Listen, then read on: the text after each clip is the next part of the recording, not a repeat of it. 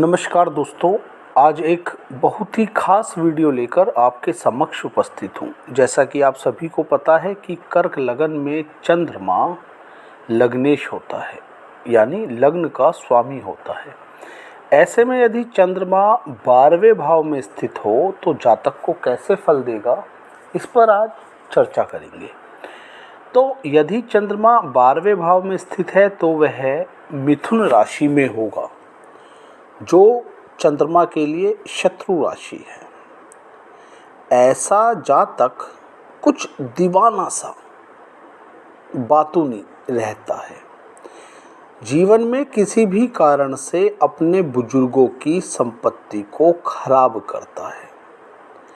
ऐसा जातक जीवन में जरूर बीते हुए समय को याद करके उदास होने वाला होता है। यदि लग्नेश लग्न का स्वामी चंद्रमा 12वें भाव में बैठा हो तो जातक को मेहनत का पूर्ण फल नहीं मिलता। उसके जीवन में एक अजीब से संघर्ष की स्थिति बनी रहती है। जातक का शरीर भी बहुत ज़्यादा तकड़ा नहीं रहता, दुबला पतला रहता है। जातक को यात्राएं अधिक करनी पड़ती हैं। किसी भी कारण से, मैं कारण की बात नहीं कर रहा, जातक को जुबान का कच्चा पाया जाता है। ऐसा जातक जहां शादी करता है, ससुराल भी बहुत तरक्की नहीं कर पाती। जीवन में कष्ट व दिक्कतों का सामना करता है। यदि राजनीति में है तो राजनीति में उसे धोखा मिलता है, क्योंकि यहाँ बैठे चंद्रमा की 7वीं दृष्टि छठे भाव पर होगी, गुरु की धनु राशि पर होगी। जातक गुप्त शत्रुओं से पीड़ित रहता है।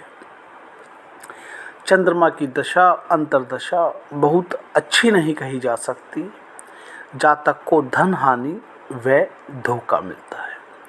अब बात आती है कि यदि 12वें भाव में चंद्रमा के साथ सूर्य बैठा हो तो ऐसे जातक का जन्म अमावस्या के पास का होगा, वह सुबह 10 बजे से पहले का होगा।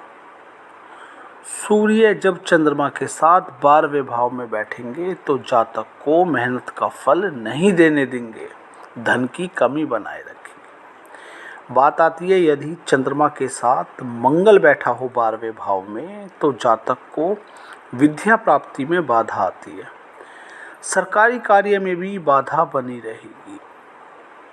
यदि चंद्रमा के साथ यहाँ बुध बैठे हैं 12वें भाव में तो विपरीत राजयोग बना, जातक धनी होगा, वाहन और भवन का स्वामी होगा, परंतु जीवन में पराक्रम अवश्य भंग होता है। यदि चंद्रमा के साथ गुरु बैठे, ज़्यादातर लोग डरा देते हैं कि चंद्रमा और गुरु 12वें भाव में बैठे हैं, तू तो गया बेटा। परंतु यदि गुरु व चंद्रमा 12वें भाव में बैठे हैं तो गज केसरी योग बना। बेशक भाग्य का बहुत अच्छा साथ नहीं मिलेगा, परंतु विपरीत राजयोग बनने के कारण जातक के पास धन की भी कमी नहीं रहेगी। बेशक रुक रुक के कार्य बने, परंतु कार्य बनेंगे। वाहन भवन भी प्राप्त हो जाएगा। हाँ, थोड़ा संघर्ष की स्थिति बनी रहती है।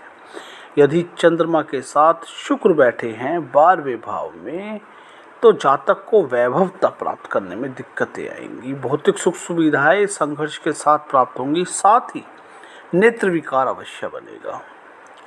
यदि चंद्रमा के साथ शनि 12वें भाव में बैठे हैं तो विष दोष बना। जातक के विवाह में दिक्कतें बनेंगी। गृहस्थ सुख में निश्चित ही कमी आएगी। यदि चंद्रमा के साथ 12वें भाव में राहु बैठा हुआ है तो ऐसे में जातक यात्राएं बहुत करेगा। विदेश यात्रा तक करने की संभावनाएं हैं, परंतु जातक के जीवन में दुर्घटना होने की आशंका रहती है। यदि चंद्रमा के साथ केतु बैठे हुए हैं 12वें भाव में तो ऐसे में जातक तीर्थ यात्राएं बहुत करेगा, धार्मिक व परोपकार के कार्यों में रुचि लेगा। बात आती है यदि चंद्रमा आपके 12वें भाव में स्थित हैं और आपको दिक्कत दे रहे हैं तो सोमवार के दिन वट वृक्ष में आप दूध दान करें। साथ ही आप लोग सोमवार का व्रत रखें व शिव की उपासना को ज़्यादा करें, निश्चित आपको अच्छे परिणाम मिलने आरंभ हो जाएंगे। बाकी निर्भर करता है कि कुंडली में अन्य ग्रहों की स्थिति कैसी है। तो यदि आप अपनी कुंडली का विश्लेषण करवाना चाहते हैं तो मैंने संपर्क सूत्र दिया है, आप मुझसे जुड़ सकते हैं। एक छोटा सा शुल्क अदा करके यह सुविधा प्राप्त कर सकते हैं। साथ ही यदि आप मेरे चैनल पर नए हैं, चैनल सब्सक्राइब नहीं किया और आपको वीडियो पसंद आई है, लगा कि कुछ बताया है, तो चैनल सब्सक्राइब अवश्य करना ताकि सभी इन्फॉर्मेटिव वीडियोस का नोटिफिकेशन आपको मिलता रहे। ऐसी ही अच्छी वीडियो के साथ समय समय पर मिलता रहूँगा। अब इजाज़त चाहूँगा। जय श्री राम।